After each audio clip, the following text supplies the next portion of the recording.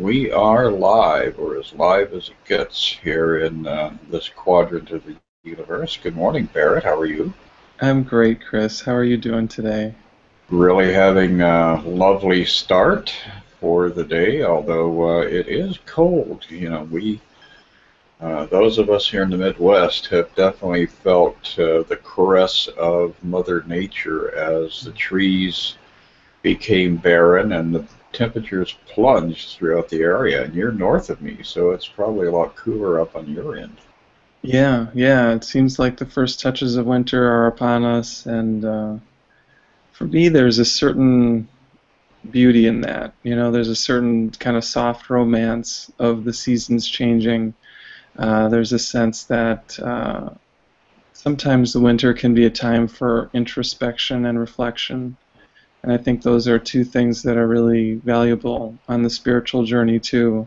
So I think even though there's an outward feeling of sometimes loss as the seasons change into the cold, we can also use it as a reminder to give that warmth to ourselves, even as the outer conditions turn cold.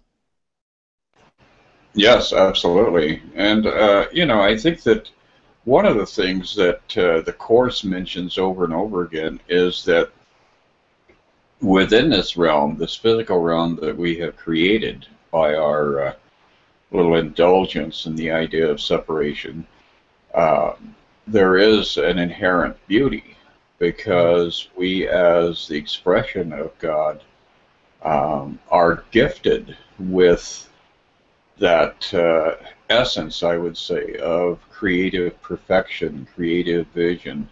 So when we see the different changes, we're always almost overwhelmed by the beauty, the physical beauty that does surround us, even in the midst of hurricanes and thunderstorms and winter descending. We do nonetheless express our divinity consciously or unconsciously at all times. Right, we can't stop being what we really are. We can lose sight of it, but the essence of our true nature doesn't actually dim just because we've gotten enamored by other things. It just seems to dim. And I think what we're doing here is we're just sort of peeling back the layers so that we can have a better understanding of that deeper truth that we are. And yeah, I think that kind of fits right in with a little bit of what I know we kind of wanted to talk about today, which is, the definition of the miracle, because we are both talking about a text called A Course in Miracles, and, Jesus uses the word miracle differently in the Course than we're often used to thinking of it. It doesn't necessarily mean a miraculous physical change in the world, but it can refer to that. But what it means in the Course always is a shift in perception. Uh, Exactly. yeah. Yeah. It's changing your mind in the most profound way. It's getting to that deepest level of fundamental self-recognition that causes you to claim the truth and to step out of the illusion. And, if you're looking for physical healing, like, oh, I've got cancer, I've got tuberculosis, I've got this, I've got that, um, if you're in resistance to it, to the degree that you resist it, that's the degree that it seems to appear more real. Hmm. And the counsel that we experience when we're dealing with A Course in Miracles is to approach it not in the form of resisting it, but to approach it from the form of turning it into the nothingness that it actually is, to transcend the illusion. And once that process has occurred within the realm of the mind, then the outer world definitely will reflect back to us the truth about who we are and how we're identifying ourselves. Mm. Yeah, I think when we carry that light within so strongly, then we can see the light in any circumstance, no matter what it looks like. And it might even be a situation that the world would judge as a problem, or as bad, or as traumatic. But if you're holding that light so firmly and so securely, then it's almost like you don't really see the problem. You know, you are able to be in that situation, and you can be appropriate, and you can be kind, and you can be loving. But your way of interpreting it is that it might be a call for love, but that's kind of as serious as it seems to be. So then all you want to do to a call for love is respond with love. It just flows naturally, and I think it is a process for us to get there. For most of us, it does seem like there are problems outside of the world that affect us and that take away our happiness.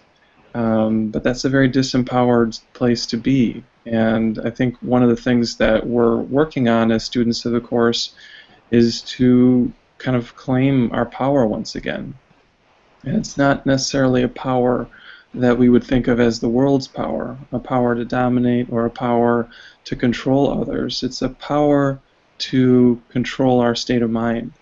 And it's a power to choose that peace within, regardless of the circumstances that are showing up on our screen outside of us. Exactly, and a lot of times I have had dialogue with people who are first approaching the course, and there are definitely passages in the course when Jesus is telling us who we are, and unfortunately we're listening to that from the perspective of our own ego. And the ego loves to have that kind of input. You know, you are the holy child of God, you are omnipotent, you are this, you are that.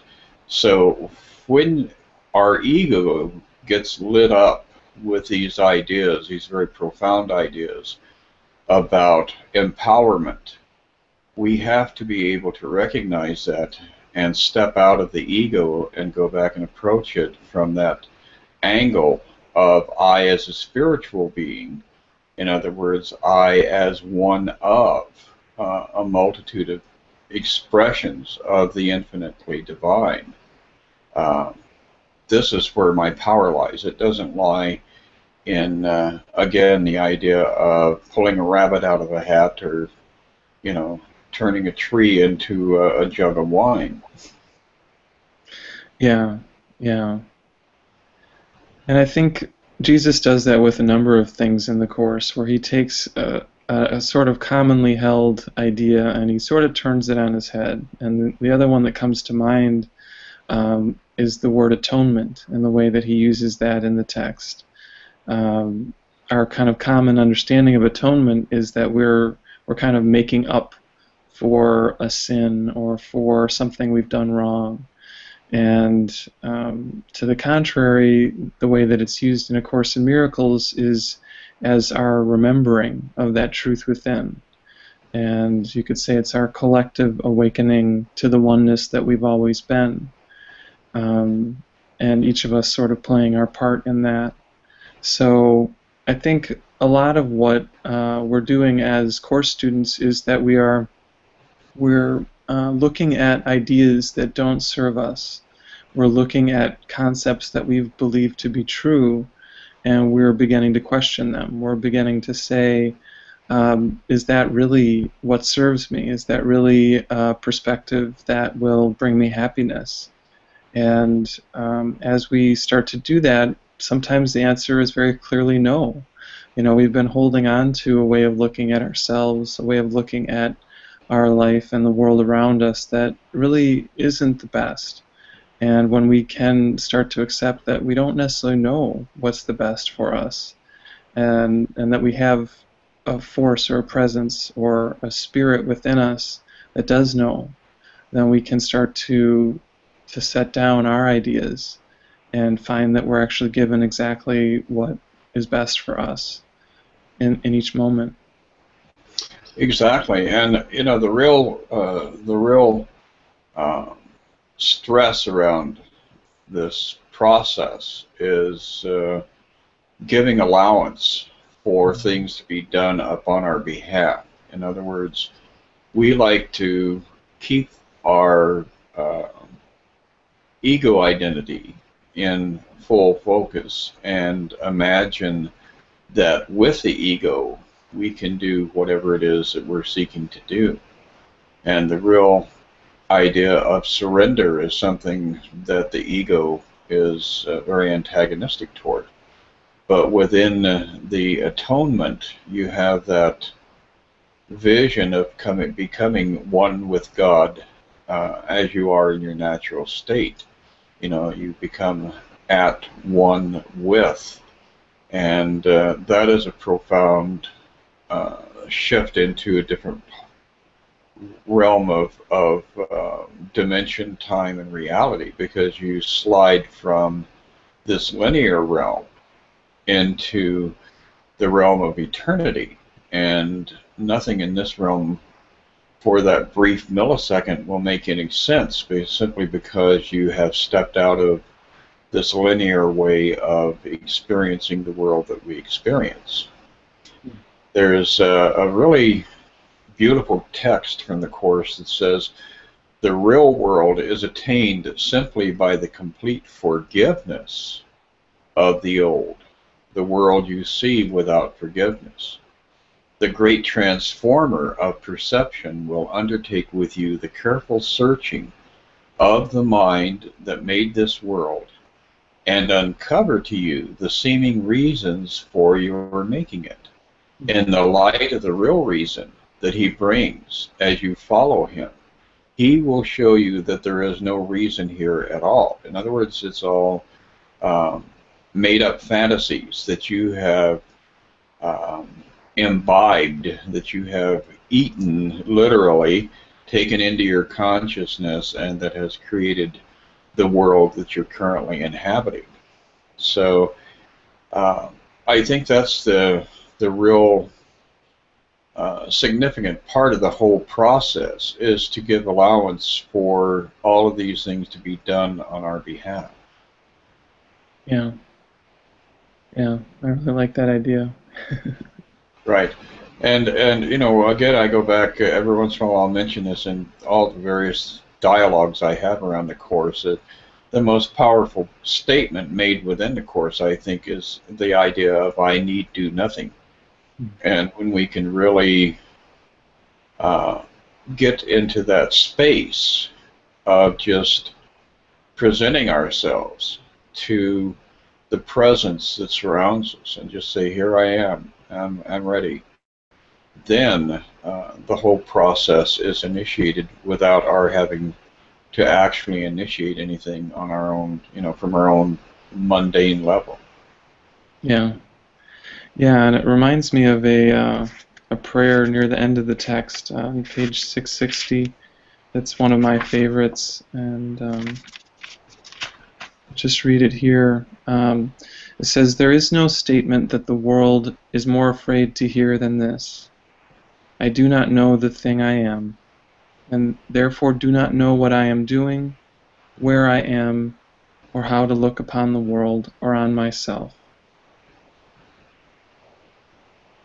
Yet in this learning is salvation born, and what you are will tell you of itself." So one of the things that we read in the Course is that what we really have is we have an identity problem.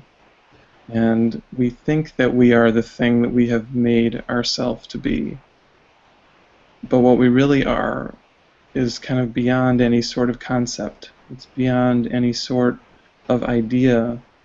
It's actually just that perfect oneness in that space of wholeness with God. And when we let go of our self-created concepts, then we're actually ready to be that self that we are created to be. And the memory will come back as a natural part of this process. It's not like you have ceased to be that person or that ideal that God created. It's simply that you have forgotten the truth of who you are. Um, and, another kind of cool passage around that is that uh, looking further down in the text that I had read earlier, the next passage down says, even salvation will become a dream and vanish from his mind.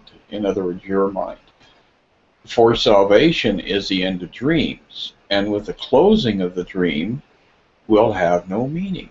So, in other words, all of this stuff, as we're going through the process of awakening and having all the struggle and the trials and tribulations, the reality is that it's just like at night when you're asleep and dreaming that you're being chased by a dozen bears, and then you wake up in the morning and go, oh, it never happened.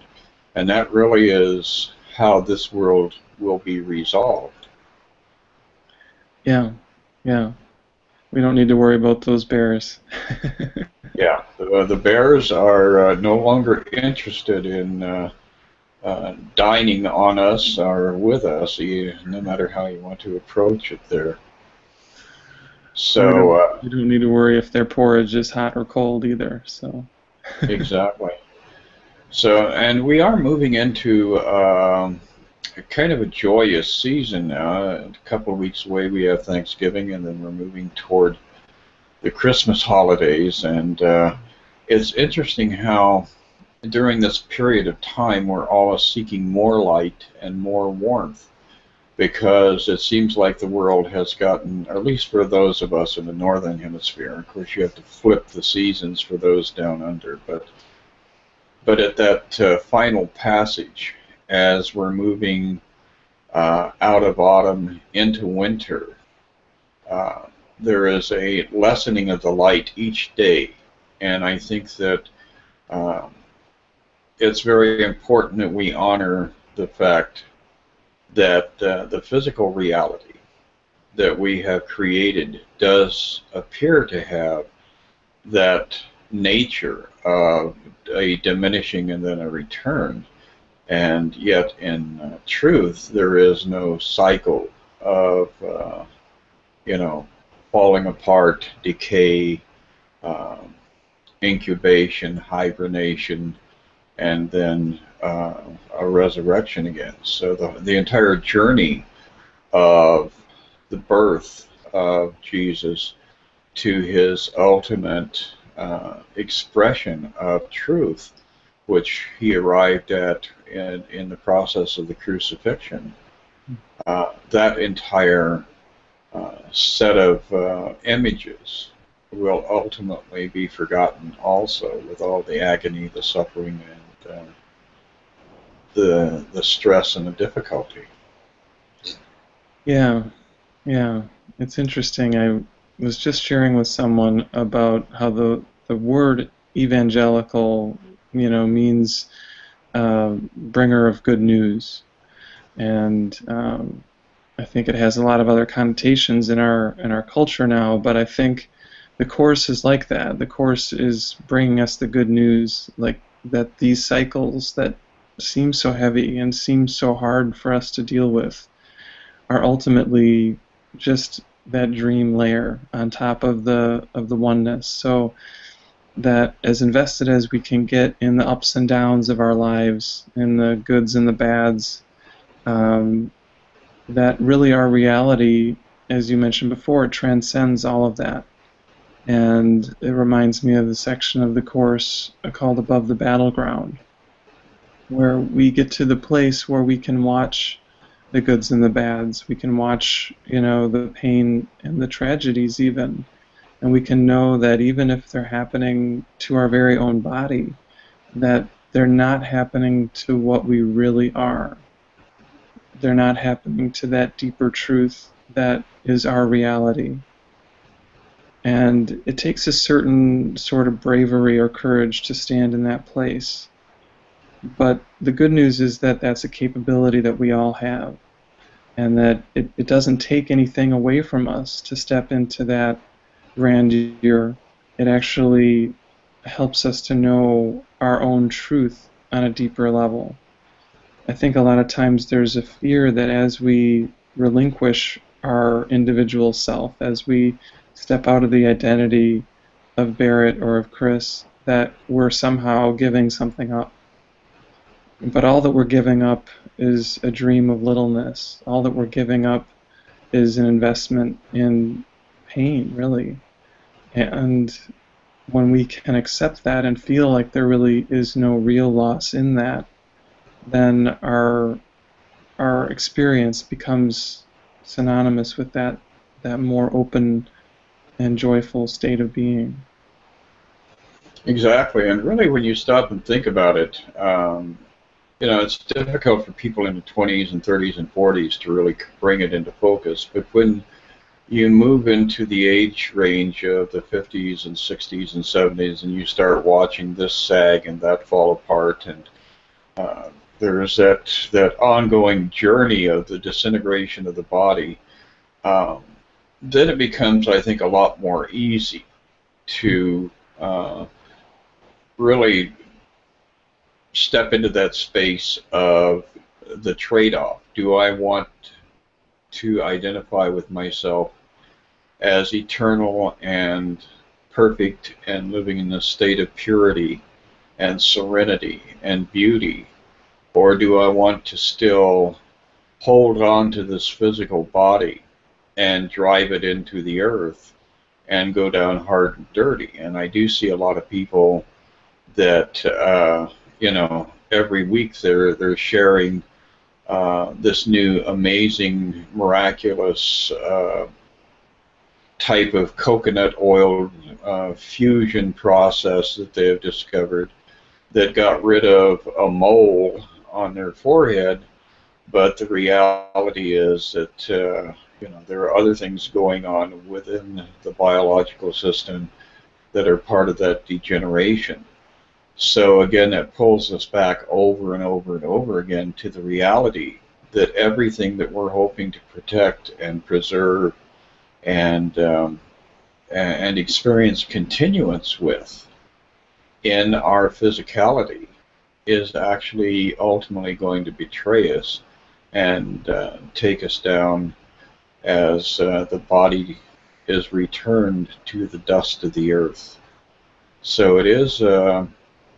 I think it's an important part of the awakening process to begin to explore these themes early on. And when I see people like you in your 30s, when I see other friends of mine who are in their 20s and late teens picking up A Course in Miracles, to me it's a really exciting process that is unfolding, because they're setting themselves up so they don't have to go down in that darker journey, that darker road. Yeah, it really gives us the opportunity to step into an experience of death where it's a gentle process, where it's not there's, I think, a poem, Rage, Rage Against the Dying of the Night. And I think there's a real attachment to that. Like, we need to fight against the end of things here, or the ends of cycles. And as we let go of some of that attachment to this, this, I heard somebody call it a meat body. Then it doesn't matter quite so much. Maybe the things are not going great in our meat body, but we know more and more that that's not what we really are. And as we see that, then we can maybe even have fun with this wall of flesh around the mind, which is another way Jesus uses to describe the body. We can still enjoy the ride, but we don't have to buy into it at the same time. And perhaps even the most enlightened way to resolve the issue of our physicality is to actually solicit the bears and take the meat body out into a community of bears and step out of the body and let them have the feast that they've been looking forward to, and we can just, forget the memory of the entire journey, and maybe that's what ultimately we will do as a collective community. So, anyway, it looks like we've had a nice little chat today about the nature of miracles, and to once again reinforce the idea that the miracle is not the physical expression, it is the mental, spiritual realization and shift of consciousness, shift of awareness, and that will sometimes manifest as a physical change in surroundings. Other times it means that we're just simply have decided to get over it, let go of it, and move on. So, what do you think this coming week is going to be all about for you, Barrett? I think it's going to be another opportunity to let go of my attachment. That's kind of been an ongoing theme for me, is to see how I'm attached to how things are and to step out of that and to really, as you were talking about, kind of be in that flow, because I find that when I'm in that flow, then it doesn't matter so much the what's of what's happening. I'm able just to take a step from one thing to the next. So I think that's kind of my personal goal for the week ahead. How about for you, Chris? Absolutely. I think that definitely the whole journey really is our unwillingness to let go of things that we did in fact create. We created all this, and so it is a very precious child of our imagination, and it is hard for us to detach ourselves from it. But definitely, as we're moving more and more in the direction of the latter part of November, I'll be out looking around for things to put on the dinner table for Thanksgiving, and preparing myself to share in as many ways as possible. So, and this has been episode number 4 of The Miracle Within. I have had a great time chatting with you, Barrett, and I look forward to connecting with you in 1 week. I also feel the same way, Chris. So it's been a real blessing to be a part of these conversations, and I can feel the gratitude, even though Thanksgiving's still 2 weeks away. I can feel that gratitude within as we talk. Fantastic. And for those of you who are viewing the video, do get out, share it, pass it around, and do so with a genuine, loving heart, rather than saying, hey, I found something and you need to watch it. Just say, these two guys are talking about something that's maybe a little more profound than the day-to-day life. Sounds great. So I'll talk to you soon, Barrett. All right. Have a good one, Chris. You too. Bye. Bye.